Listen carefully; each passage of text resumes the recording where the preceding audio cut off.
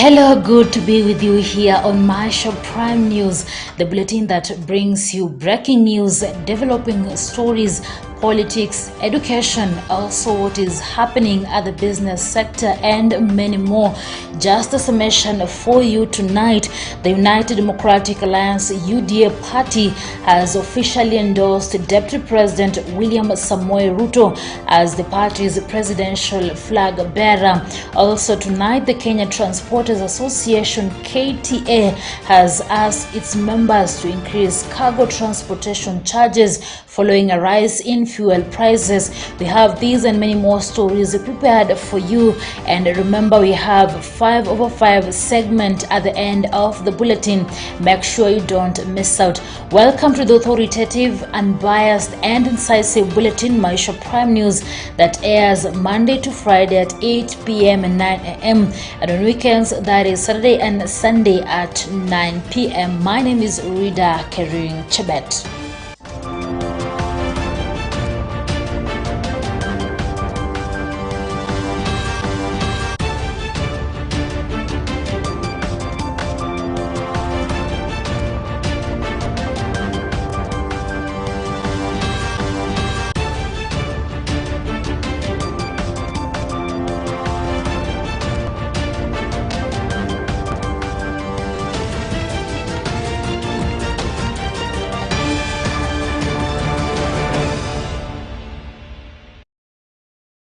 Welcome. The United Democratic Alliance UDA party has endorsed Deputy President William Ruto for presidency. At least 4,000 UDA delegates on Tuesday, March 15th, unanimously endorsed Ruto's candidature in the August 9th presidential election. The NDC was held at the Moi International Sports Complex, Kasarani, after being crowned the party's flag bearer in the upcoming polls. Ruto is expected to embark on a search for his running mate and to forge coalition with other like-minded parties. Bushebi Jr. is on that story.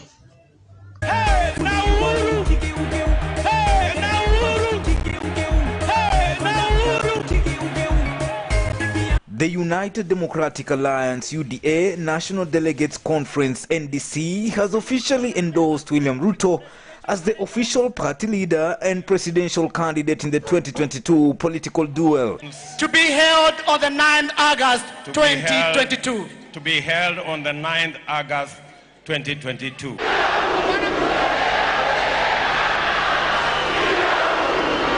That we are gathered here, close to 5,000 delegates of the United Democratic Alliance Party.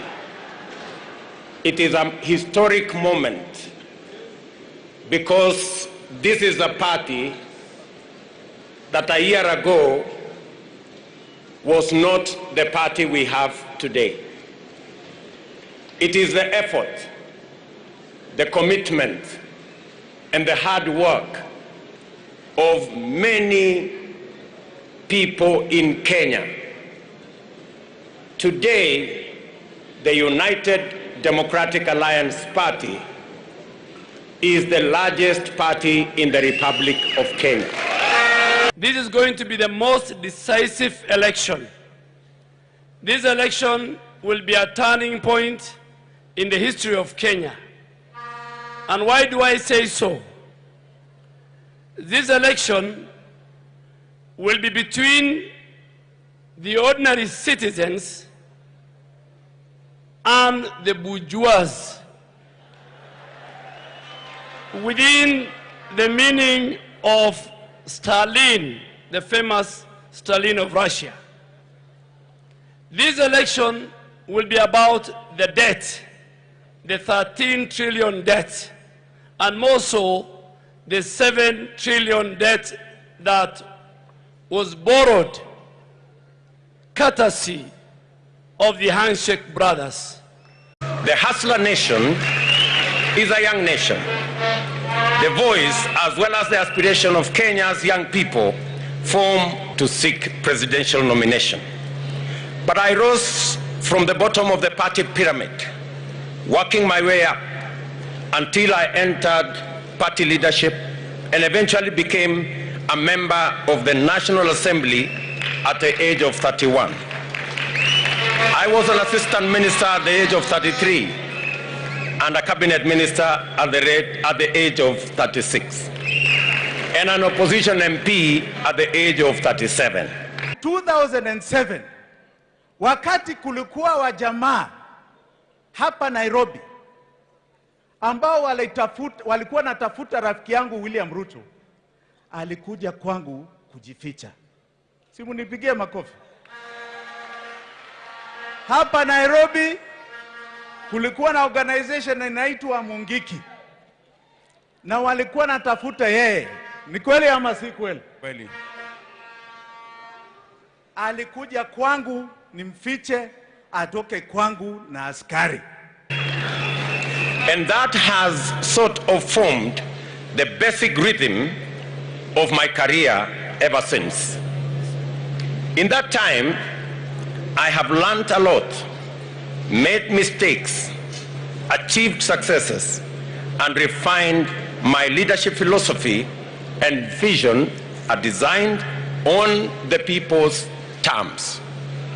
I have learned that continuous engagement with the people is indispensable to effective governance, and that leadership works and listens more and speaks less. My first, in the interest of coalition building and broader strategic interests, I divide my bid and once again gave my all in successfully delivering the presidency and a wholesome parliamentary majority.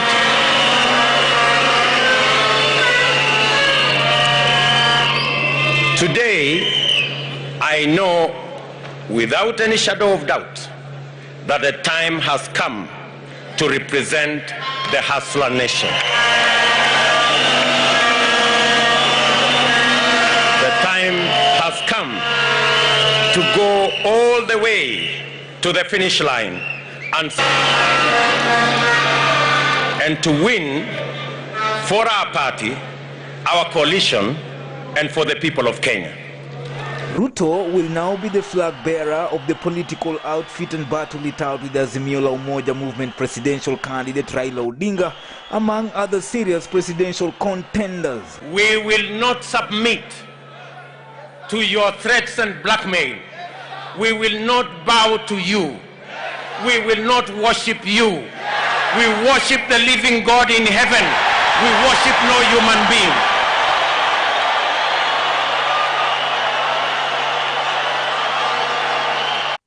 The women of the Republic of Kenya, we want to assure you of the vote for women, and we shall move as the Women League, as Inua Mama, as members of parliament of the gender that I represent, to mobilize for this president in so far as we are able to move. Those who wanted to disgrace you ended up lifting you to enormous and amazing grace. And today, as we stand here, I'm sure they are in a corner of shame in the history of our country. I want to tell you, Your Excellency, that in many life experiences, when you become a target of vitriol, malice and hate, you believe in the living God. The last time I supported a good human being was when I supported Mwai Kibaki.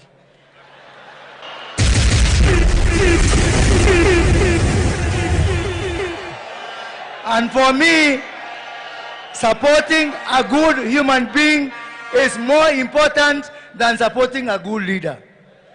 Because we can take your word. William Ruto akiniambia tuende Mombasa, nitamgojea Sultan Hamud. Watu wengine wakiniambia tuende Mombasa, pengine uende Naivasha. Because you cannot take their word. Thank you for being a dignified man. Thank you for being a man who we can take their word. This comes even as talks continue in the formation of Kenya Kwanza alliance that will see Ruto coronated as the man set to be the 5th president should he clinch victory. Bottom. Thank you. Now, I'll take this opportunity. Affiliate parties in the coalition, which include Amani National Congress and Ford Kenya, have already given clearest signal that Ruto is best suited to battle it as the presidential candidate. Thousands of loyal supporters to UDA filled the Kasarani Indoor Arena for the historic endorsement of Ruto in the party that has signed traction in the recent times ahead of the August 9th polls. Key invited political leaders include Amani National Congress leader Musalia Mudavadi, Ford Kenya leader Moses Wetangula, and the Service Party leader Mwangi Kiunjuri. Katika mkutano huu, rafiki yangu Mheshimiwa Musalia Mudavadi, I want, with a lot of gratitude, to thank you for making it possible for all Kenyans to work together. It is your decision and that of my friend Moses Wetangula that has given rise to this new paradigm that Kenyans can work together. And I want to use this occasion, my brother, to tell you, we will pay you in equal measure one day. Also present was Chama Chakazi Party leader Moses Kuria and Safina presidential candidate Jimmy Wanjigi and former Kiambu Governor William Kabogo. UDA allied governors that were present included Jackson Mandago of Uasin Gishu, Anne Waiguru of Kirinyaga, and Kahiga Mutahi of Nyeri. For Maisha Prime, Maisha Television, Ambushabi Junior. Tayari! Muko tayari! Sasa ningeomba mnyamaze musikize. Tafadhali, kwa sasa. And still on that, over 5,000 United Democratic Alliance UDA supporters who converge at the Kasarani Indoor Arena have congratulated Deputy President William Ruto for his endorsement as the presidential candidate for the party August general elections. The excited supporters were heard chanting while giving him a standing ovation. Millicent Makoha brings us the pomp and color of the UDA NDC. Over 5,000 delegates were on Tuesday in high spirits during the party's National Delegates Convention held at Kasarani. Mheshimiwa Rais mtarajiwa wa 5 Dr. William Samoei Ruto ashafika. Flags, caps, scarves with UDA colors filled the room as United Democratic Alliance supporters converged at Kasarani Indoor Arena congratulated Deputy President William Ruto for his endorsement as the presidential candidate for the party August elections.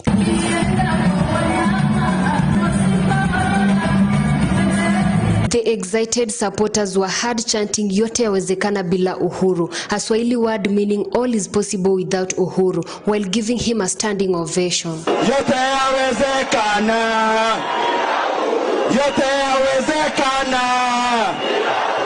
Yote yawezekana.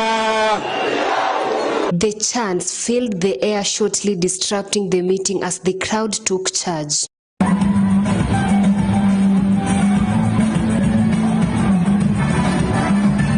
Others were heard shouting Ruto, Ruto, Ruto, a show of joy following his unanimous endorsement. Rais wetu ni nani? Rais wetu ni nani? In the presence of the party's lawyers, the UDA party leader accepted the endorsement and swore to protect the party's constitution in the presidential race as the event marked the formal end of his tenure at the Jubilee Party, where he served as deputy party leader before being replaced at its NDC last month.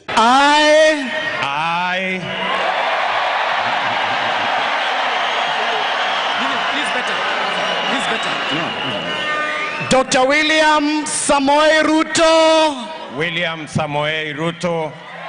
Do solemnly accept to be the presidential candidate. Do solemnly accept to be the presidential candidate of the United Democratic Alliance Party. Of the United Democratic Alliance Party. In the national general elections.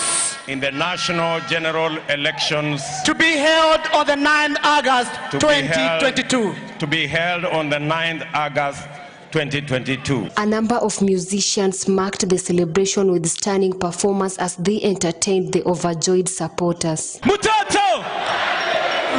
haki yako juu chini ili nivuke boda.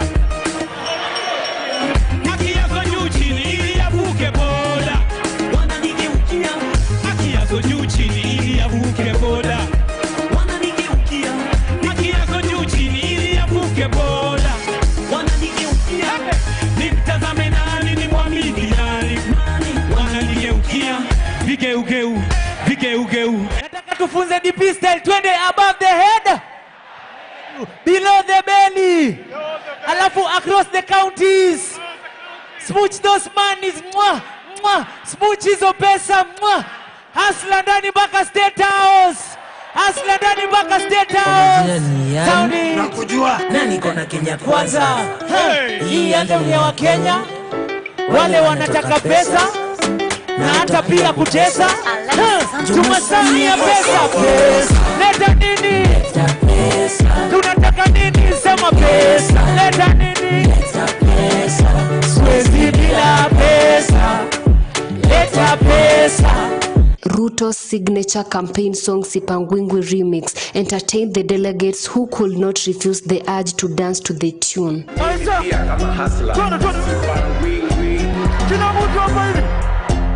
Kila mtu hapo.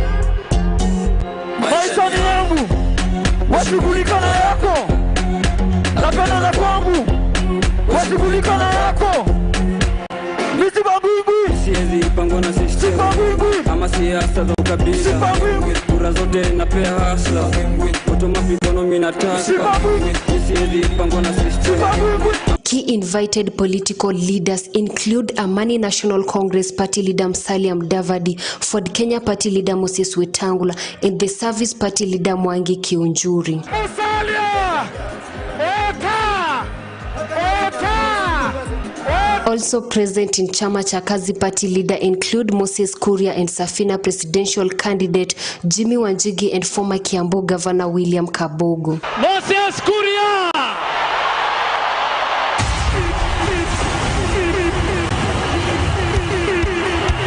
Mheshimiwa Moses Kuria yuko ndani ya nyumba.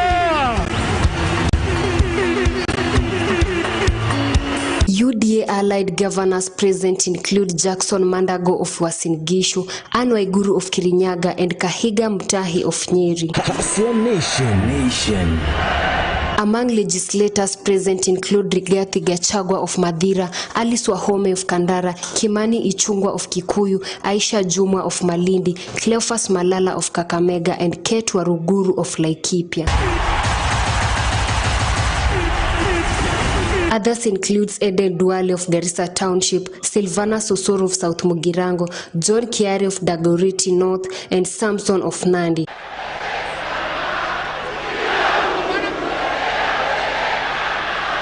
For Maisha Prime News, Maisha Television, I'm Millicent Makoha. Hatupangwingwi. Yani mnasema tuanze hapa chini, alafu twende juu. Yani hapa bottom, alafu twende up. Hapa bottom kwa watu wa matatu na makanga na watu wa And Deputy President Dr. William Samoei Ruto says his 2022 presidential bid marks the third time he is expressing interest in the top seat. The other times, so 2007 and 2013, Dr. Ruto made the revelation when he accepted to fly UDA's flag in the August 9th presidential elections as he opened up on why he broke with President Uhuru Kenyatta. Let's listen in. Deputy President Dr. William Samoei Ruto has detailed why he broke ranks with his boss President Uhuru Kenyatta after almost 6 years of political bromance. In our first term, we made exceptional progress in setting the stage for national transformation. In our second term, we witnessed accelerated regression into the tyranny, personality cult politics, and the weaponization of public offices to intimidate, harass, and persecute Kenyans perceived not to worship those in power. Speaking during the United Democratic Alliance UDA National Delegates Conference NDC at Kasarani, the seemingly bitter Ruto said Uhuru told him all he wanted was space to work on his legacy as the fourth president. My friend the president did inform me that he needed space to work on his personal legacy as the fourth president. As a result, the UDA leader said he obliged and decided to keep off from the running of the government, which he participated in forming. I obliged, and this led to my eventual retreat to the margins of a government that I had participated in forming. However, on the other hand, Uhuru accused Ruto of undermining his government as he was hardly in office thanks to his premature campaigns that the president said unsettled his administration. I have discharged my duties faithfully, and there is not a single task that the president assigned me which I did not execute in full.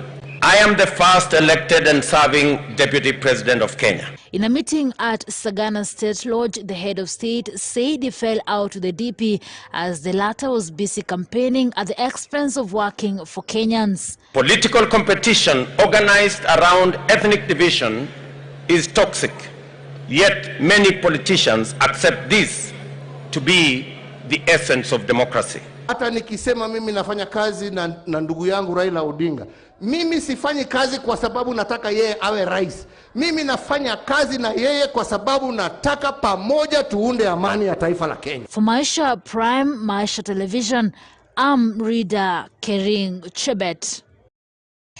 Deputy President William Ruto on Tuesday received defectors to UDA party, among them the outgoing governor of Trans Nzoia County, Patrick Haemba, and Ruiru Member of Parliament Simon Kingara.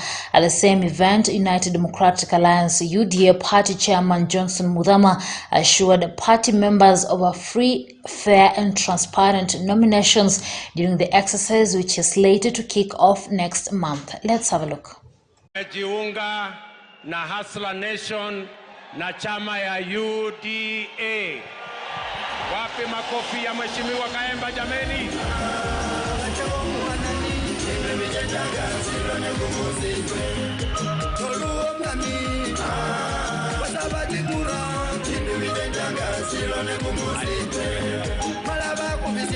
Asante sana. God bless you. Your Excellency, mahasla wamesema hawatakuachilia. Aya.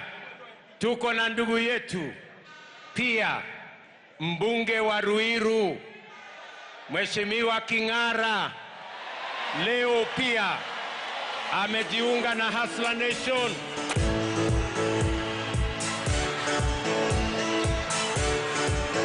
Asante sana. Haya, anasema ni mtu wa PCA ako na mutaratara. Asante sana mheshimiwa, utaongea baadaye. And now, away from that, county governments will soon claim full ownership and know the exact value of the multi-billion shillings assets that they were previously owned by the defunct authorities that existed before devolution. The first phase of the valuation of the assets was launched by the devolution principal Secretary Julius Korir and will be conducted in 26 counties. The exercise that we are here today is about the valuation and the transfer of assets that were owned by the defunct local authorities and also owned by other national entities that have transferred their functions to the county governments. So already, as has been said, identification of those assets had already been done. So we have a register of all those assets, and that is to give assurance to every Kenyan that those assets are not prone to any misuse.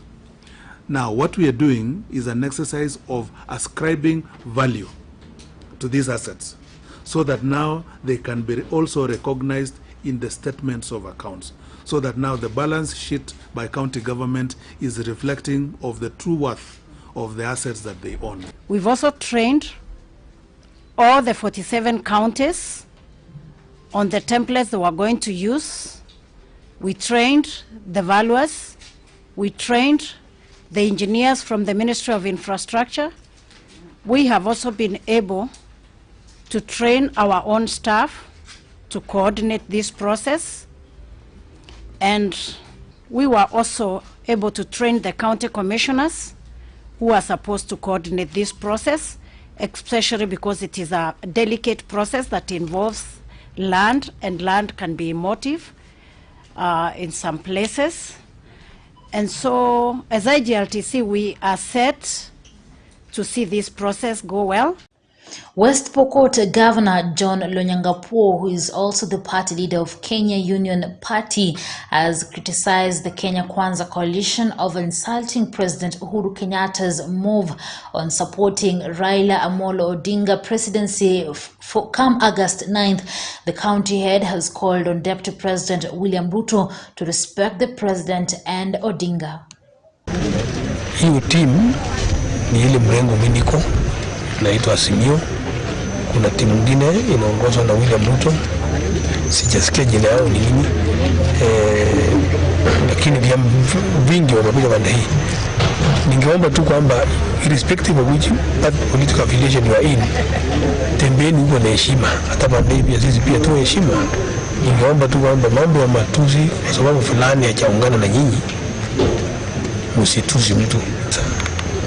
Kama mnaongea juu ya kiongozi ya nchi ni kama kitu kidogo sana, hiyo tabia si nzuri. Kama umekosana na mtu, wewe tembea vizuri, hata talaka inapatikana kwa boma, but you cannot insult sababu ujui huko mbele unaweza kuja kukutana. Tumeamua kwa umoja kwamba yule mtu ambaye tunaamini mikono yake vizuri na vision yake kwenda mbele, kuanzia sasa hatutaki kujua vile alikuwa jana, tutaki kujua vile alikuwa anaishi huko mbele. Tumeona manifesto, the key manifesto ya Raila ameweka industrialization na value addition mbele sana, na elimu kwa watoto wote mbele, mambo ya afya mbele, and the pool of think tanks experts ile akunao pamoja na sisi hapa, na mimi pia na keti hapo mbele mahali mambo inapangwa vizuri. Inaona hiyo ndio direct tunaenda. Sasa wengine waonje opposition, group nyingine hii ya UDA opposition pia ni bomba, so si hasara kwenda huko, lakini ile hasara nimeona yana ni mdomo ya matusi. Kama ungeweza kujipanguza mdomo yao kama vile kuku na kula mayai na chomanga mdomo, inakuwa ni vizuri sana. Kwa sababu mimi singeona vizuri niamuke tu nianze kutusi kwa ndugu zangu wale wako UDA, kwa nini tusi hao? Kwa sababu wako na haja ya kutaka kuleta sera sawa, lakini madharau hapa watu walianza kudharau chama yangu ati chama ya vile. Sasa chama ya vile inaweza kuwa nzito mpaka inaenda kupropose president kazi ile jana.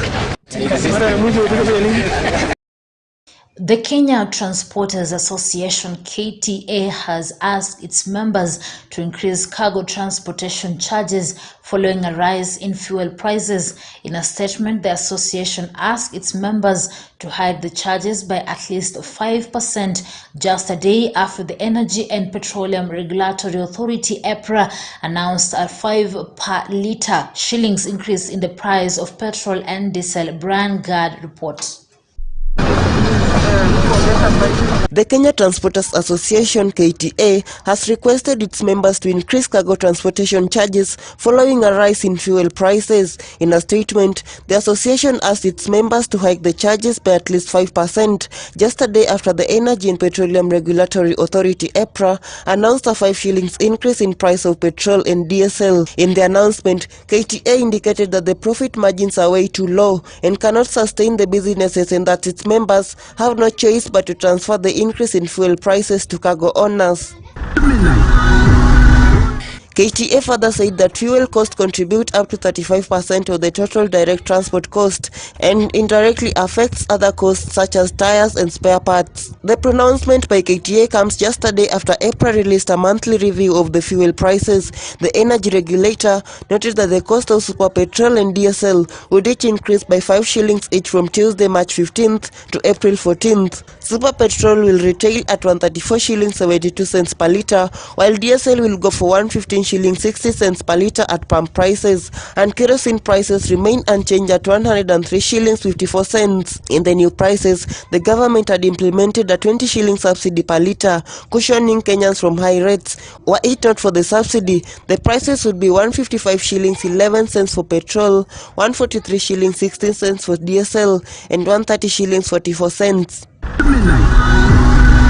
The landing cost of petrol, diesel and kerosene range between 71 shillings and 78 shillings per litre, with several taxes and levies pushing them to almost double. State House spokesperson Kanzedena on Tuesday said that it is not only Kenya that is experiencing high cost of living, saying it's being experienced worldwide. Dena said the high cost had been occasioned by various factors, among them the ongoing Russia-Ukraine war.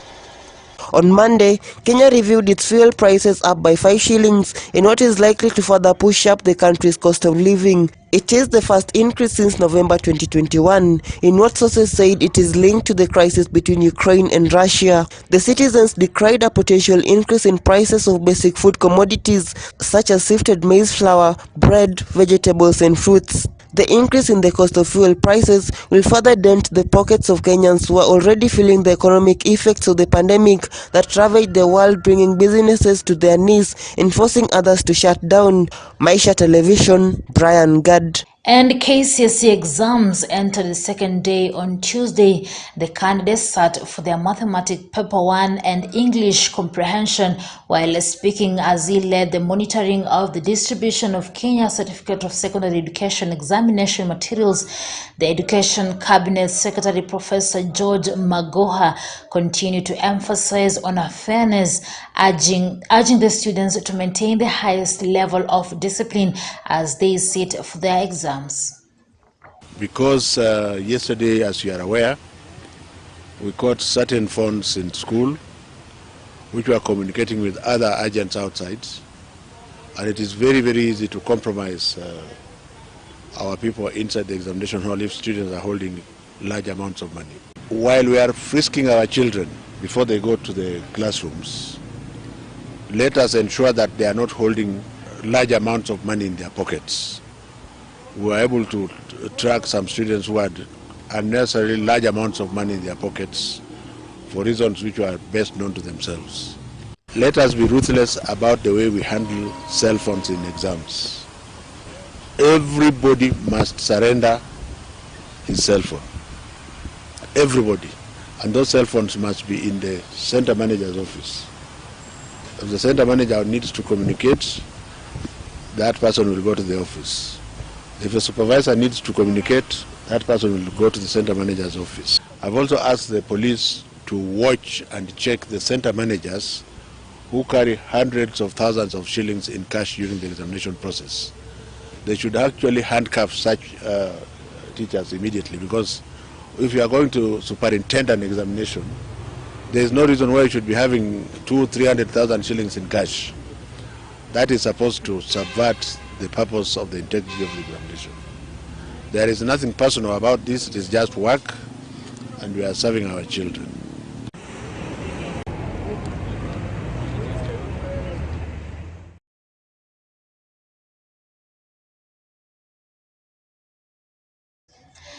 All right, now let me usher in Bushebi Jr. with the 2022 political analysis.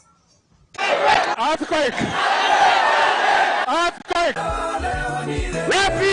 Why, when, and how did Musalia Mudavadi and Moses Wetangula join hands with William Samoei Ruto? Earthquake! Earthquake! Why, when, and how did Raila Odinga join hands with President Uhuru Kenyatta? Yule ambaye atakuwa rais wa 5 wa Jamhuri ya Kenya, Mheshimiwa Raila Amolo Odinga. Na yeye tutatembea na yeye bega kwa bega. Mimi si project yake, hata yeye si project yangu. Tuko pamoja, tunatembea sambamba. Na tumekubaliana katika ile mikataba ambaye tunaandikiana ya kwamba tutaketi pamoja na ndugu yetu ambaye ni captain wetu sasa. With the latest outmaneuvering of William Ruto to back both Wetangula and Mudavadi, Raila Odinga is left with the only option of ensuring Musyoka and Moi family join and support his bid for presidency. Mimi nilikuwa nikidhani Raila atasema safari hii Kalonzo tosha. Lakini sikiza, kwa roho safi, wa Kenya nasema Raila Odinga tosha mara ya 3. Sio ya kwamba hangeweza, anaweza.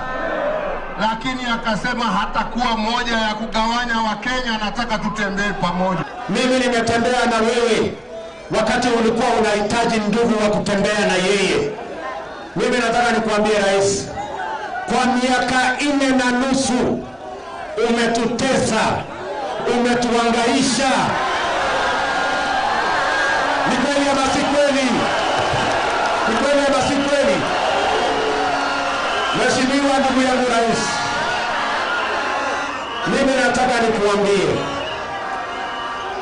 umetufukuza kwenye makamati ya bunge, umevunja chama yetu ya Jubilee, umetuita majina tangatanga, umetuita wezi, umetuita takataka.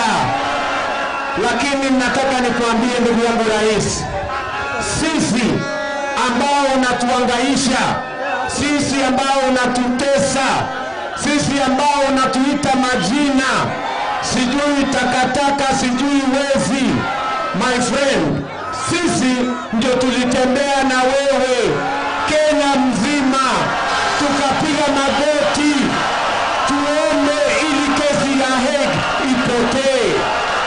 Mheshimiwa rais, sisi ndio tulitembea na wewe hata safari ya Hague. Wengi wetu walienda na wewe mpaka kwa Hague. Viongozi wengi wa makanisa ambao unawaita majina saa hizi ndio walipiga magoti wakatuombea, ndio kesi ya Hague ikapotea. Tafadhali ndugu yangu rais, usiwaite majina viongozi wetu wa kanisa.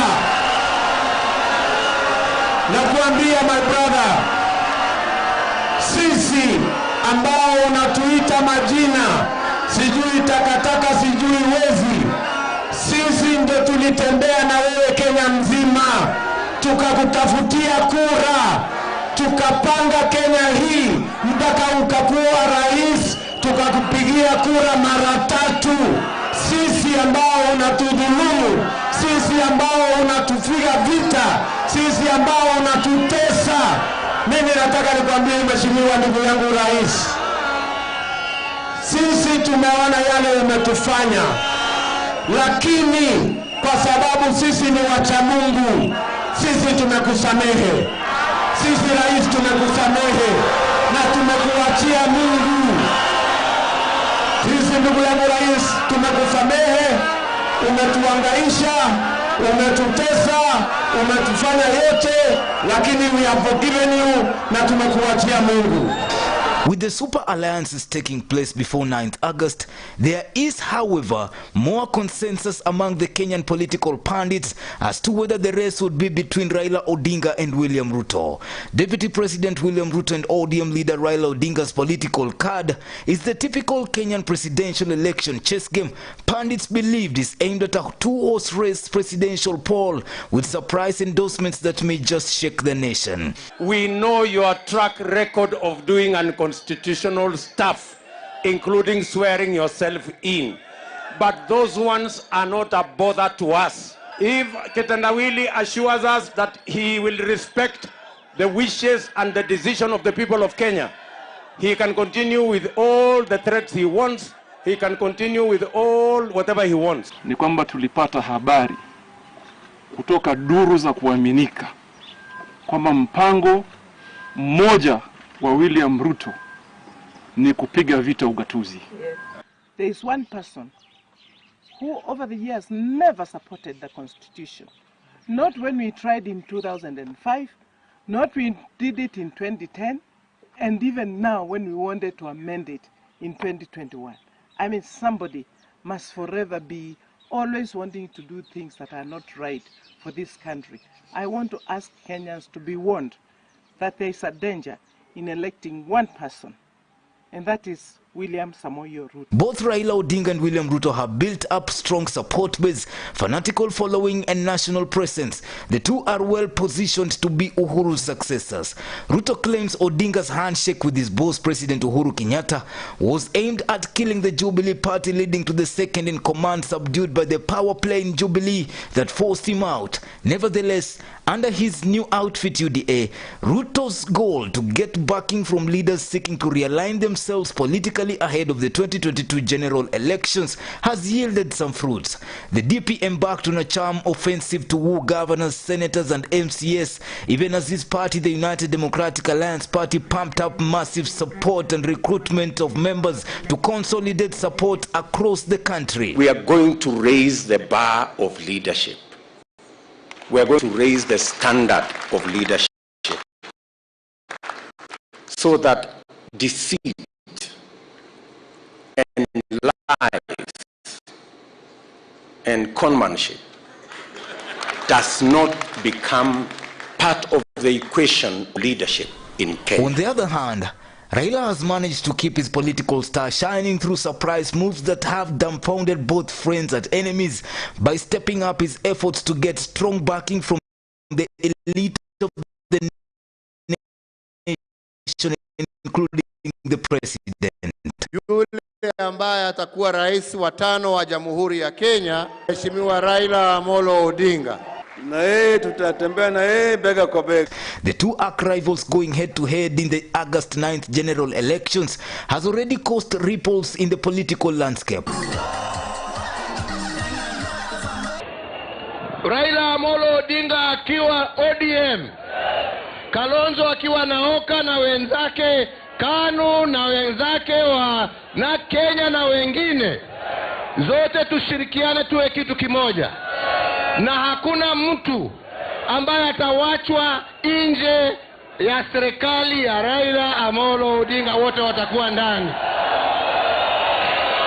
At the moment, it is very unlikely in this election that Kenya will actually have 3 or 4 viable presidential candidates, leading to questions about Musalia's position in his newfound house. Moses Wetangula, Gideon Moi and Kalonzo Musyoka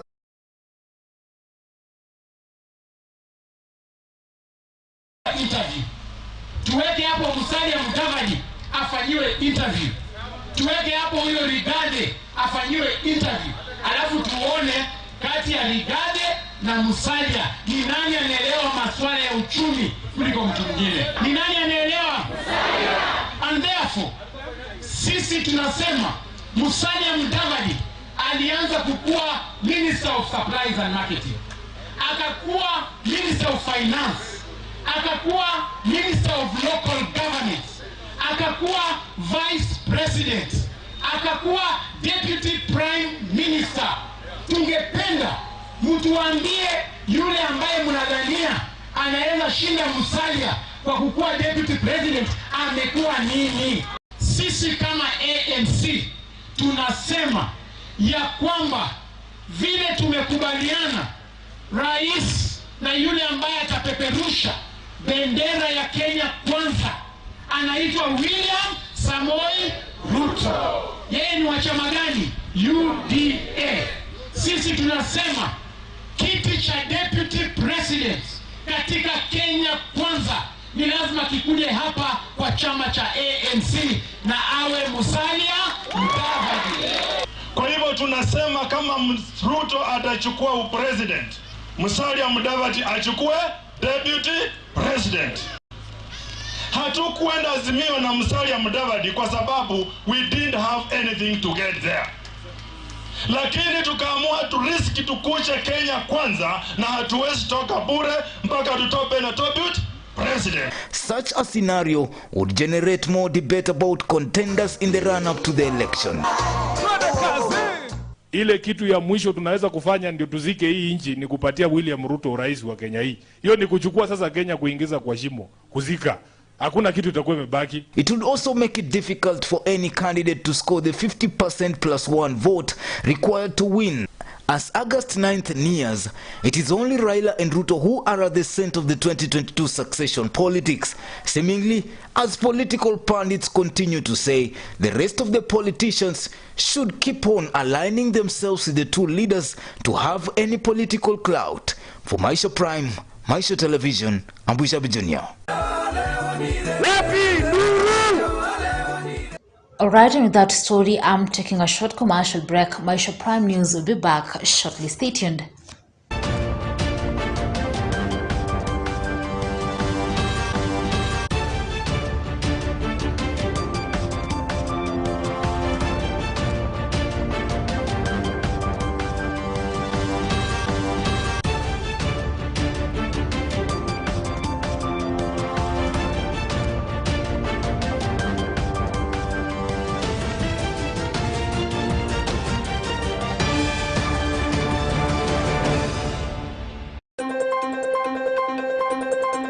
It is a season of seriousness, and only the serious presenters come onto your screen. Maisha Prime News and Maisha Prime Morning Edition. My hustle, my story. Maisha Prime Weekend. Reader Kering Chebet, Millicent Makoha, Brian Gad, only on Maisha TV.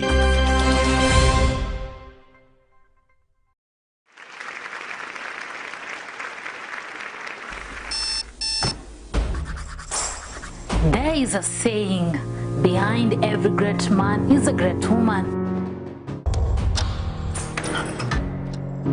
But there is a divide, a gap, a separation. It's about acknowledging the unseen efforts, the disparity, and expectations. Support.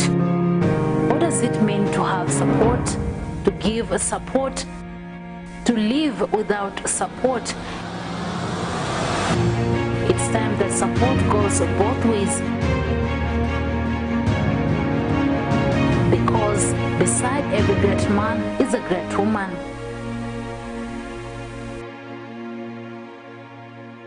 Live from Maisha Television. We live in a democratic country. Just because somebody disagreed with you doesn't mean you hate that person. Well, you're right in time for your favorite TV show, PLG. It is high time that Kenyans learn to accept the situations the way they are. Inatuumiza kama aswa sana kama sisi wa mama wafanya biashara. Fikirieni na musikimbie. The biggest issue that is on the ballot is the democracy of our nation. Do not go that direction. But as he is exposing Raila Odinga as a dishonest person, he is also exposing himself as one of the most hypocritical and dishonest person also, and a leader. This is between Mr. Raila Amolo Odinga. Finyini ndio kuamua. Mheshimiwa Msalia vile ameanza kuwa independent mind. Every person should be ready to move to every corner of this country to sell his or her own agenda. There is this element of tribalism, that this is my people, this is our people, you know. Wanasema mumalize haraka, mutoe jamu huko mbele. Kitu ya mwisho tunaweza kufanya ndio tuzike hii nchi ni kupatia William Ruto rais wa Kenya hii. A strong woman knows she has strength enough for the journey. But a woman of strength knows it is in the journey where she will become strong. Join Irene Mumbo Bushabi and Reader Kering on Prime Women Talk every Wednesday from 8 p.m. exclusive to MTV. Are you looking for a reputable technical institution to enhance your technical skills? Look no further. Kongoni Technical and Vocational College is an approved technical training institute by TVETA, a college committed to providing you with quality programs and services that will enhance and enrich your technical hands-on skills to meet societal needs. It is a top-rated technical and vocational college in provision of training, innovation, and action research in Kenya and beyond. We provide quality technical vocational training and research in collaboration with stakeholders to produce highly skilled and innovative human resource. We offer certificate in general agriculture, diploma in entrepreneurial agriculture, diploma in general agriculture, artisan in storekeeping, certificate in computerized secretarial, certificate in supply chain management, certified in information studies, certified public accountant, diploma in accounting, diploma in supply chain management, certificate in ICT, diploma in ICT, certificate in welding and fabrication, diploma in welding and fabrication, certificate in hairdressing and beauty, diploma in fashion design and clothing, certificate in fashion design and clothing, among many. Kongoni Technical and Vocational College is located in Likuyani Sub-County of Kakamega County, next to Likuyani Sub-County headquarters along Kitale Eldoret Road. For more information, contact us on 0721927458 or 0712114908. You can also send your application to PO Box 4530-205 Matunda or write to us on email to kongonitvc@gmail.com. Kongoni Technical and Vocational College, technology and innovation to meet societal needs.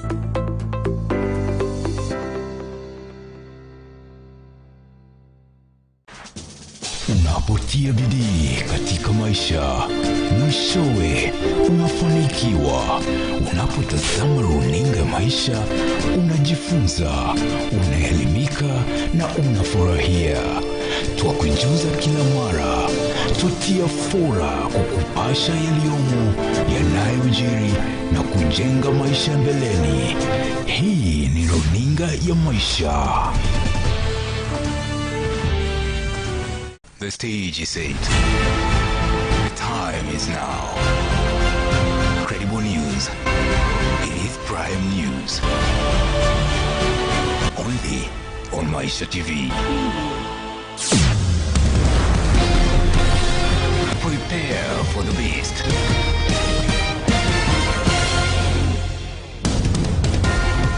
Informative. Authoritative, unbiased. Welcome to Maisha News.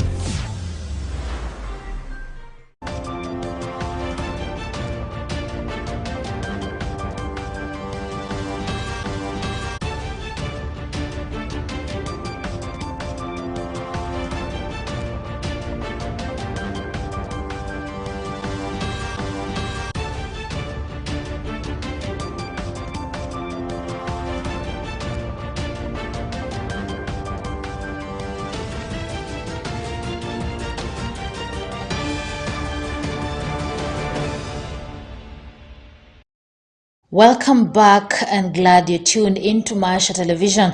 And as usual, every day here on Maisha Prime News, we air feature from different schools. Let's have a look at our today's education segment by reporter Millicent Makoha. A champion is afraid of losing. Everyone else is afraid of winning. Gold medals are not really made of gold. They are made of sweet determination and a hard-to-find alloy called guts. It is a relief to sportsmen and women in technical institutes after the review of the non-sporting activity restriction that was brought by the outbreak of COVID-19 pandemic. Speaking at the Kati Western Region Athletics, which was held at Bushiangala Technical Institute, the host principal appreciated the government for relaxing the COVID-19 restriction on sporting activities. My name is Janet Otuya, the principal of Bushiangala Technical Training Institute, which is the institution that is hosting the athletic championships of the Kati Western Region. the institution was notified in the last 2 weeks that it would host the event, and we have been working tirelessly to ensure that this event takes off well. Nashukuru wizara yetu ya elimu kupitia kwa department yenye inahusika na vyuo vya ufundi kwa kutuelekeza katika kuandaa hii michezo ya wanariadha. Mafanikio yenye tumeweza kufanikiwa kupata ni kwanza kuweza kutengeneza teams kadhaa zenye zimeweza kushiriki katika hii michezo. The event brought 24 technical institutes across Western Kenya region. Elisha Nyamo, mimi ni principal Bungoma North Technical Vocational College. Katika mashindano haya mimi ni mwenyekiti wa Kati Sports and Recreation. Cheo hiki kinamaanisha ya kwamba Kenya Association of Technical Training Institutes. Kwa hivyo ni muungano wa vyuo anuai katika uliokuwa mkoa wa Magharibi. Nataka kusema ya kwamba tumekusanyika katika chuo cha Eregi kwa minajili ya michezo hii, lakini host wetu ni Bushangala Technical Training Institute. Michezo hii haswa ni kueneza na kukuza talanta ya wanafunzi wetu ambao tunataka wasiwe tu watu wanaoketi darasani na kusoma, bali waingie katika nyanja zingine ambazo zinaweza kuwasaidia katika maisha yao. I'm Alfred Simiyu Hisa, the sports officer Bushangala TTI. At the same time, I'm the Ketiso Secretary Western Region. It's one of its own kind because we have never in the history of Bushangala TTI hosted this event. I therefore want to encourage everybody who is listening to me that sports is key in the development of the human being. The event stakeholders called on the government to set aside funds to support the talents in technical institutes. Many of our institutions are experiencing financial constraints, and therefore they were not able to pay the money that they should have paid in good time for us to be able to experience a smooth time in procuring for the event. Tumekuwa pia na changamoto ya uwanja wa kutosha. Ule uwanja ambao tumekuwa tukitumia kwa practice umekuwa uwanja ambapo andikuweza kuweka vyuo vyote, lakini tunashukuru sana chuo chetu cha Eregi kwa kutupatia nafasi hii. They also advised the student to venture into sporting activities as a way of talent empowerment. Hii michezo itaendelea kusaidia wanafunzi katika kuease ile tension ambayo huwa kawaida bila michezo.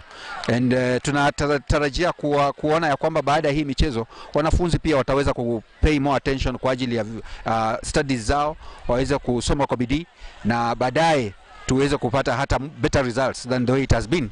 All young people, that sports can also be a marketing entity for the institution, at the same time for the student who wants to join any club or join a participating team in the international events, e.g. AK or Athletics Kenya. Sports and recreation is also handles the issues of music and drama. In music and drama is an entertaining aspect of the mind and the body. We also entertain ourselves. At the same time, we also bring others into music. And music is also part of our body. As we move, body parts also move in tandem with the notes and the musical notes. The winning teams will be heading to Nairobi for the national competition. Tunataka baada ya mashindano hayo tuende katika mashindano ya kitaifa ambayo yataandaliwa baadaye mwanzo wa mwezi wa 4. Kwa hivyo nataka tu kushukuru serikali kwa kutuwezesha kurudia mashindano yetu kirasmi. For Maisha Prime News, Maisha Television, I'm Millicent Makoha. Thank you so much, Millicent Makoha, for that incisive segment. And now let me usher in our reporter Brian Gard with My Hustle, My Life, My Story. The world today needs a prepared mind that is set to focus on what tomorrow will stand for. That means it is always better for early preparation in some ways. One of them being infrastructure set up like hotels and other public service bodies that even in turn provide jobs for the residents of the affected area or else the country at large.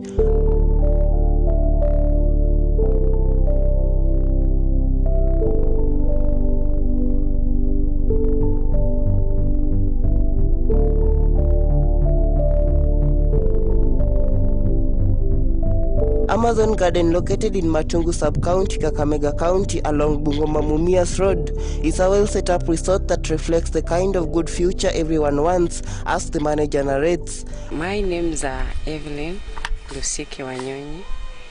I'm the manager of Amazon Gardens, which is just part of the branch of the Amazons.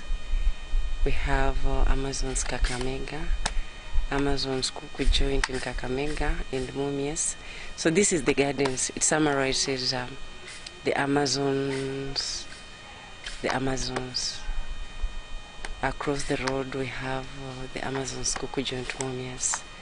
It is situated along Mumias, Bungoma Road.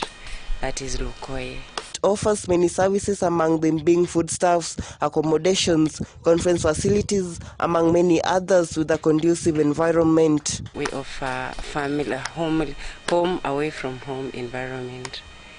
Our foods are affordable. The accommodation is classic, clean, and we host also conferences, parties at affordable rates, graduation parties, and there's always introduction. So anything else, I think we can always try to see if we meet. But right now we have all the space, and apart from just the restaurants, we also offer tents, chairs for that. We run events. That is the general one. We run events, outside catering, and weddings out of here. And there's much that can be done in garden and also outside. We have all the facilities that are portable to wherever you want to. This Amazon can be even in your home, because we have all the we run events. That's what I can say, apart from the food.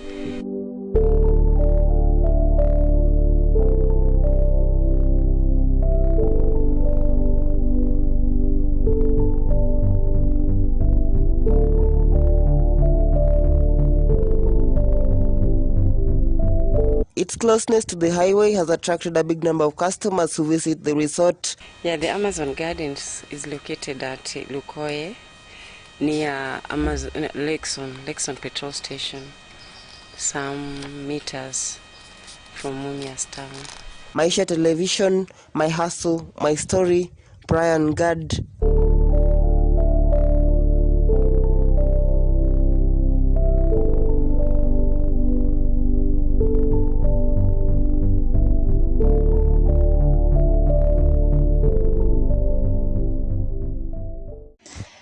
High cost of living has been of concern in the recent days as Kenyans express their displeasure in the constant rise of food prices as well as the cost of other commodities across the country. Today on our 5 over 5 segment, Bushebi Jr. gives us a view on the cost of food in the country. Thank you so much, Reader Kering, Chebet, and today in our news segment 5 out of 5, we take a look at the high cost of living. Hata school fees huwezi fika hiyo kiwango ya kulipa. Kama saa hii nilikuwa nafaa kulipa ni school fees, ikuwezekana. Now in the last few days, we have had a conversation on the cost of food. The hashtag lower food prices has been in news across various social media platforms. Kenyans are angry, and they should be. From 2013 to date, the cost of a 2-kilogram packet of sifted maize flour has gone up by 18 shillings. The price of 1 kilogram of sukuma wiki has increased by 14 shillings. Fresh milk has risen by 41.5%. And the price of electricity that drives the cost of many other items has increased 56.9%. Staggering numbers that do not always correspond with an increase in salaries and earnings. The hashtag seems to have gone away already, but the problem is as big as it was before the outcry, if not bigger. But just what is ailing agriculture and food production in this country? This might not sound encouraging, but the truth is that lowering food prices cannot be done immediately with a snap of a finger. It cannot happen by the end of August 2022, right after the elections is done and the new administration is put at the helm. This is because agriculture depends on so many things, many of which cannot be fixed quickly. One is our land policy. The subdivision of our land into smaller parcels makes large-scale profitable farming unsustainable. Does father with 5 children and 10 acres of land really have to subdivide that land into smaller pieces for everyone to inherit? Friends, a quarter acre here, half acre there will not feed Kenya's population that grows at a rate of about 1 million per year. In addition, we need to make the connection between consumers and farmers who produce the food. When the price of a bag of unga goes up, we need to understand as consumers the conditions under which the farmer produced the maize. Farmers often spend a large amount of resources on farm inputs. Did you know that 50% of our farmers, particularly those who grow grains such as wheat, depend on fertilizer? In addition, the chemical fertilizers that are used are largely imported, and so when the global prices change, it affects the farmers. Consider this. Farmers sell a bag of maize at 2,500. But one bag of DAP fertilizer costs 6,000 shillings. When farmers are making noise about high cost of fertilizer, they are on their own. Yet this will eventually come to us as consumers. There was no hashtag when the farmers were complaining of this just last year.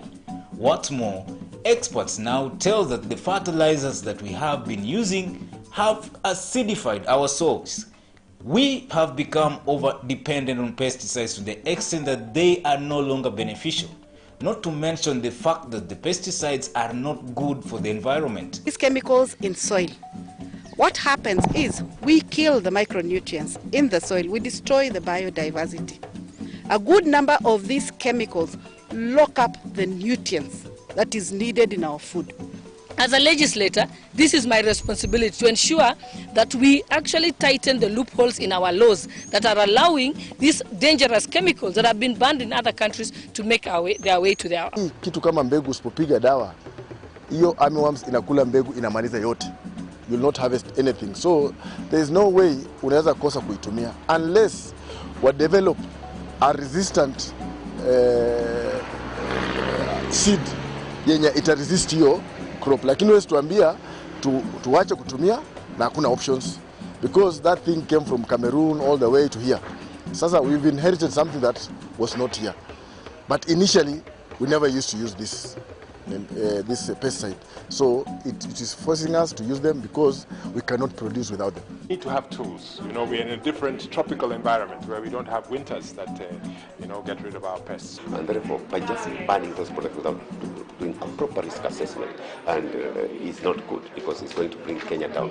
Do not think that we have a cursed land or we have a cursed climate. Or, you know, it cannot be. The fact that we have a diversity of pests and diseases is the same way we have a diversity of solutions and natural remedies to the same pests and diseases. In addition, farmers are not able to grow everything they consume. They themselves are net buyers from the market. 60% of farmers buy more from the market than they sell. In actual fact, they are then not producers but consumers. Farmers consistently have a hard time getting good quality certified seed.